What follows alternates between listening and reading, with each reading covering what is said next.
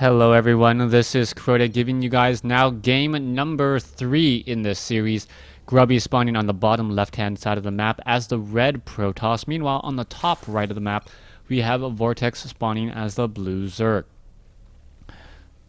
Game 3 taking place here on Star Station, and so far we've really seen Grubby come out ahead here after playing a very long macro intensive game.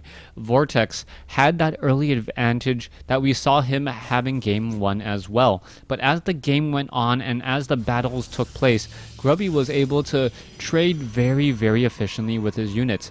It didn't matter that he was behind in terms of mining, when on the battlefield his units had proved better pound for pound, mineral for mineral, gas for gas.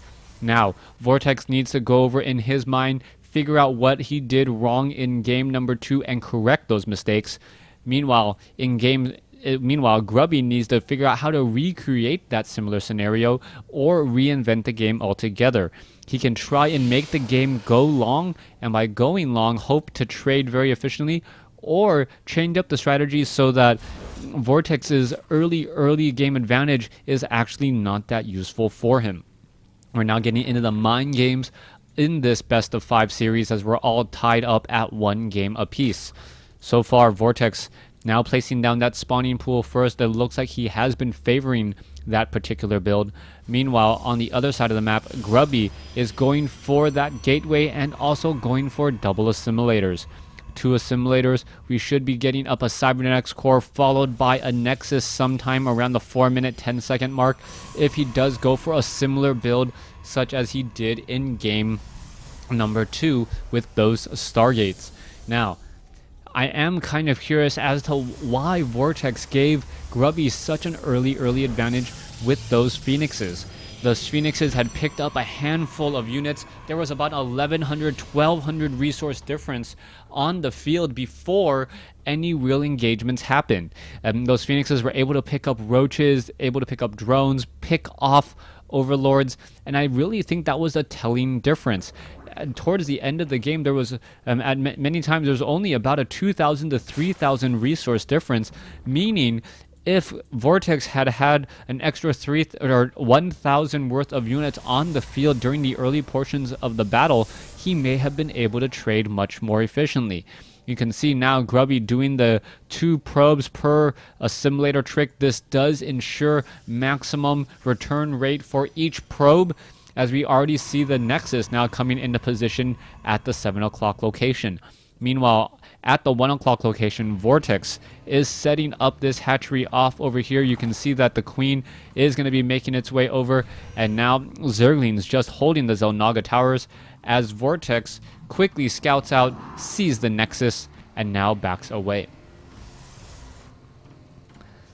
I don't expect any real action to come in until sometime around the 6-minute mark. That seems to be the agreement with both of these players. 6 minutes, no rush, apparently, as both of them are getting a very strong economy.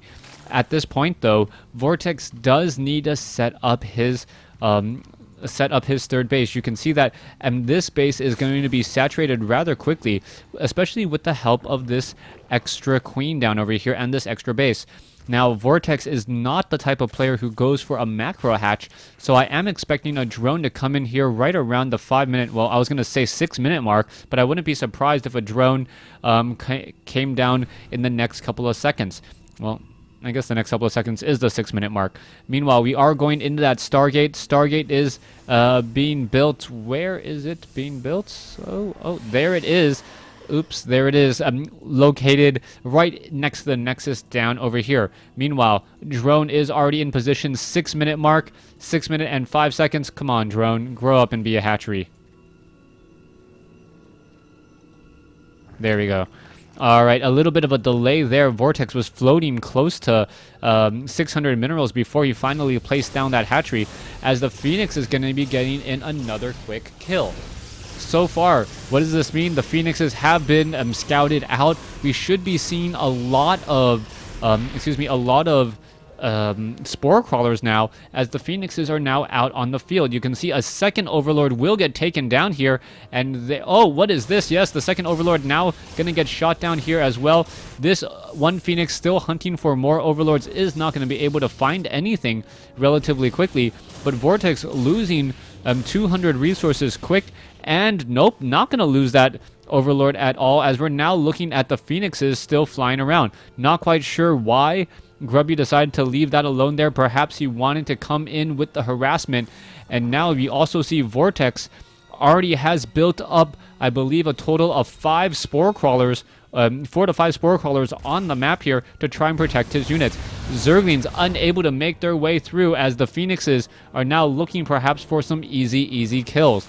6 spore crawlers, and this is how Vortix is going to counter his opponent. He noticed that his opponent had gotten a lot of kills with those Phoenixes, and he goes, you know what, shame on me if it happens to me twice. Oh, this queen is going to get picked off though. There is a spore crawler down over here, and a great repositioning once more. Vortix is going to end up losing this queen, and there you go, another easy shot, another drone killed there. 400 resources compared to 50, as the Phoenixes are going to be forced to back off. There goes another drone as well. Very low hit point, low shield Phoenixes, but the damage has been dealt. Zerglings now looking to test that front door once more. There is a Zealot in position. That Zealot is holding on right there. The Mothership Core also getting in some easy shots between the two, as the Phoenix hopes to get in some kills, has not been able to do so any longer. There goes another drone shot there, and these Phoenixes kind of have a little bit of a death wish, being able to graviton beam one unit only and then backing off. There goes another drone there, as the Phoenixes now down to 25 hit points, having to be extremely careful about what they do. Oh, this queen could have been trapped on the wrong side once again, but no, the Phoenixes still wandering around. Mothership Core has been on patrol, has gotten in a number of easy kills. It looks as though the Mothership Core just getting in easy damage, while the Zerglings are just running away. There is another kill there, as the Phoenixes have really just been dominating the skies. It really feels like Vortix has no idea how to stop this particular play at all, as he is now down about 650 resources with really no answer as of yet. It is 3 bases compared to 2. Harvester count 67 to 57 now. No Nexus has been placed down here or even here at the 6 o'clock position. I wouldn't be surprised if Grubby actually expands to the 6 o'clock position here. Well, Grubby proving me wrong. As of late, he has been expanding towards his opponent, but this time around, I guess, decides against it. Zerglings quickly getting caught. Beautiful force fields by Grubby right there. 2 of them trapping them inside, forcing those Zerglings to run all the way home. The Phoenix is now still doing a bit of flybys. You can see 1 Colossus, a handful of sentries, more than enough to really protect from this small scavenging force of Zerglings. The Zerglings won't be able to pick off anything seriously, as we are now already going into Hive Tech by Vortix. Muscular augments, Hydralisks, Roaches, Vipers, that may be the trifecta of the Zerg army so far, as we are still looking at the Colossus, Sentries, and Immortals trying to macro up and get in the right position. Templar Archives should be coming into play as well. That's what I would be expecting from Grubby at this point and stage in the game. He really likes to get the wide array of Protoss units, and it is very easy to get a wide array of Protoss units until you start adding in some more Stargate units. So getting in High Templars, getting in Colossus, just training off of 2 out of the 3 production buildings from Protoss really opens things up, as we're now looking at Hallucinated Phoenixes still doing a bit of flyby. A 4th base now being established by Vortix. It looks as though he is going to try to hit the maximum supply count at the 16-minute mark once again. Already sitting at 154. Needs to get extra gas. Will be able to do so rather quickly. And it looked like there was some shots here, but I don't quite see any units. All right, Hallucinated Phoenix going to take a little bit of damage, and now still doing its full scouting regiment, as the drones do some long distance mining before this hatchery has been set up. Vortix taking every which base on the board, getting up to 5, hoping that a stronger economy will lead to victory. With more reinforcements, more production back home, even if his opponent is able to trade efficiently against him, as long as the units keep on coming through and keep on coming in, he may be able to break this front door. This front door, however, going to be very difficult to break. 3 Colossus and a Mothership Core, Immortals and Stalkers. The Stalkers just now, or will be getting Blink momentarily, but that will take a little while longer. So let's take a look at this here. Nexus will be placed down here at the 6 o'clock position momentarily. Meanwhile, the Viper, Hydralisk, Roach Force already on the move. Those Vipers really want to sink their teeth or hook into something right here, as the Roaches do not know that there is already a pylon behind the mineral line. So far, this is giving Vortix a good sense of security, thinking, all right, I can perhaps try and reinforce from one side. Little does he know that with the pylon here, Grubby may be able to be the one, may be able to come in with a very strong flank of his own. Vortix does have a very strong bank, and that means that reinforcements will be coming in very, very regularly. There you go. There's the attack, and there is the little bit of a push there. Roaches get stuck on the wrong side, as we now are seeing all the Vipers now trying to make their way through. Are we going to get some yoinks? Yes, we will. There goes 1 yoink. There goes 2, as the Colossus is now down to 1. All right, the battle is taking place. The Zerg is replenishing a lot more of its forces. Protoss, on the other hand, is actually exchanging extremely well. And with this, are the Stalkers going to be able to blink forward? No, they are not, as they do not have blink quite yet completed. If that battle had taken place a minute later, Grubby would have been able to trade very efficiently and just completely overrun his opponent, making an escape nearly impossible. All right, this base just now getting established here. You can see there is still a Roach sitting at the 6 o'clock Xelnaga Tower, scouting out this location here, as a Zealot and a Zergling go into a bit of a duel. High Templar and Psystorm will be added into this group. Ultralisk being added as well. Chitinous armor in addition to 2/2 upgrades for the melee units, meaning Zerglings and Ultralisks and maybe even potentially Broodlords could be coming into play. 3/3 upgrades, or 3/1 upgrades now coming into play, as the Stalkers have arrived. Immortals now coming in as well, as we are looking at a rather large sea of Zerglings cleaning up a handful of Zealots. There they go, sent back to, I guess, Shakuras now, since they are off of Ire. Zergling's going to quickly and easily take down this expansion. There's the cancellation, and there, oh, that probe still somehow stays alive, as we're looking at a 195 versus 183. That additional base of Vortix is really keeping him ahead in terms of gas, allowing him to go into Ultralisk, and once more we have a very large bank. The problem has been the resources lost. There's about a 1,500, 1,600, or sorry, just an 1,100 resource difference lost between these two armies, as the Ultralisks are now going to be charging in. All right, immune to stun, immune to snare, as the Immortals, Psystorm, now just trying to push their way through. All of those units pretty much stuck right there, as the melee attacks are so strong. Blinding Cloud coming into play, and the Ultralisk pretty much all destroyed now here. The Blinding Cloud, what's going to be happening next, as the Stalkers may be able to blink their way forward and now pick off a handful of units. All right, are the Stalkers going to be able to continue to keep up and give chase? It looks like they're doing exactly that, taking down that Ultralisk. And there you have it. Once more, the resources lost, a 2,000 resource difference, as the Protoss is now starting to develop a bit of a bank, and the Zerg trying to rebuild theirs.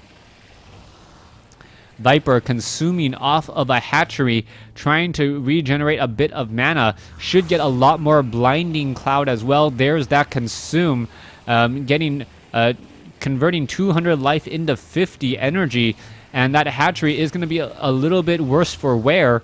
But if that Viper can get a good Blinding Cloud off, or get some good abductions, that would change the battle rather easily. Zerglings suiciding themselves, keeping track, making sure that there is no expansion down here at the 6 o'clock position. Meanwhile, Zealots have warped their way in on the far side of the field here, as Vortix still does not know about that proxy pylon. This handful of Zealots could start to place down the pressure. As you can see, a probe will get taken down. The Nexus will get taken down here. Grubby should be canceling that momentarily. It looks like it won't be canceled. 400 resources lost. And that was a little bit of a bad exchange there, as the Zealots now about to get into 3-2 upgrades or 3-2-2 upgrades, meaning that their shields are going to be offering a lot more protection as well. All right, if at first you don't succeed, try again, and that seems like the mission objective for the Zerg here. They're just going to be crashing into this massive army, and you can see that there are also multiple pylons here by Grubby. Grubby, however, has to be careful. Dark Templars do take splash damage, as the Zealots doing a bit of a run by here. Are they going to actually finish off this hatchery? It looks like one spine crawler will get taken down. The hatchery almost nearly down. There is a fungal growth as the infestor arrives to the party, but just a little bit late. There goes that hatchery, and Grubby coming in with the guerrilla tactic. Handful of Zealots to take down a hatchery will perhaps come out ahead here. You can see the income difference now, 500 resources different here, as Grubby now building up his bank, getting up to maximum supply, and if he is able to trade efficiently, this is going to be potentially game-changing. That is a lot of High Templars on the field. High Templars, very, very supply-efficient units. Meanwhile, the Zerg, comes in. There is a whole bunch of Ultralists, but they decide to back off. They do not want anything with this battle. They don't want to fight here at all. As the 3-2-2 upgrades are now done, we are going into full 3-3-3 upgrades, meaning Archons are going to be surprisingly effective once more. Zealots going after the hatchery. It looks like the hatchery may get taken down. No, there is the cancellation. The spine crawler off to the side here will actually bleed to death because of the missing hatchery and no more creep. So far, the Dark Templars now making a quick round on the other side of the map. Can they actually make their way inside here and take this down? It looks like there is still one Spore Crawler, but that Spore Crawler could get taken out easily as well. Is the creep starting to recede? Yes, the Spore Crawler could get taken out. Meanwhile, a massive battle, my apologies, coming down over here. Ultralists making their way over. All right, Ultralists charging their way through. Psystorm. Ultralists still pounding their way against all of these Stalkers as the fungal growth does land. We are now going into a Spire, so that does mean that Broodlords are within the realm of possibility. Zerg quickly replenishing a lot of the units that have been lost. Meanwhile, Protoss instantly retraining all of those gateway units. Will they be able to clean up the rest of this army here?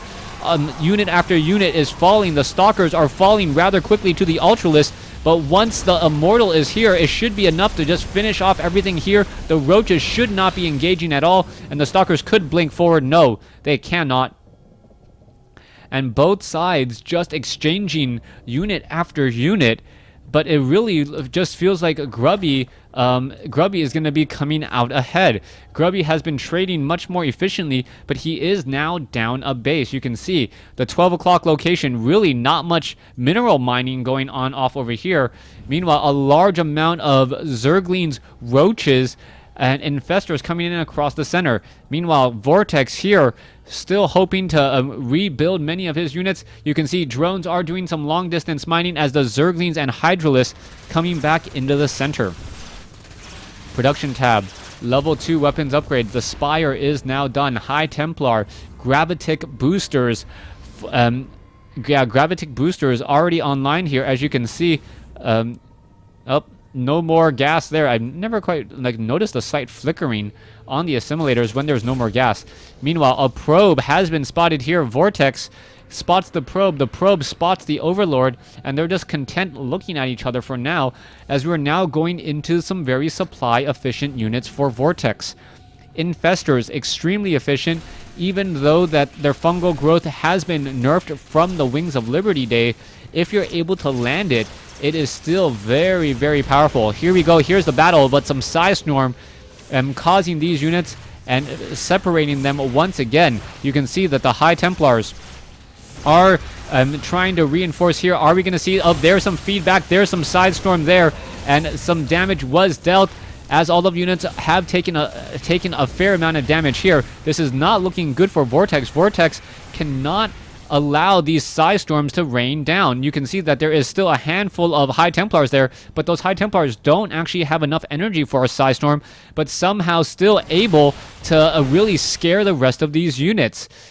Grubby perhaps just baiting Vortix to attack him with a bit of a bluff, as a Dark Templar now comes in with a swipe to try and finish off the hatchery, unable to do so.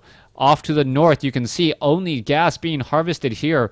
Mineral income much higher for the Protoss. No minerals for the Zerg. And I gotta say, this is because of all of this silly long distance mining here instead of transferring them to the 12 o'clock location. Vortix not aware that he hasn't even mined many minerals from this particular mineral patch, where this is where he's actually best protected. A lot of spine crawlers, spore crawlers, all here. He's not going to lose that hatchery anytime soon, as we're now looking at a pylon wall essentially positioned off here. All right, it looks as though the Zerglings and the Ultras are going to be charging straight on in. The Protoss does have the larger army, and this could be the final battle here. The Ultras perhaps pushed in a bit too far, as the Archons are now making their way in as well. Archons could deal a lot of damage with that armor, and the fact that they are not armored units, meaning that the well, actually, never mind that. The battle is here, and there's so much Psi Storm. The Immortals completely melting apart all of those units there, and that final battle rather one-sided, as Grubby was in a much better position. I still believe Vortix needed to expand and really take more drones here and mine from it for a much longer time, finally getting 18 drones here, but too little too late. Thanks for watching. Thanks for listening.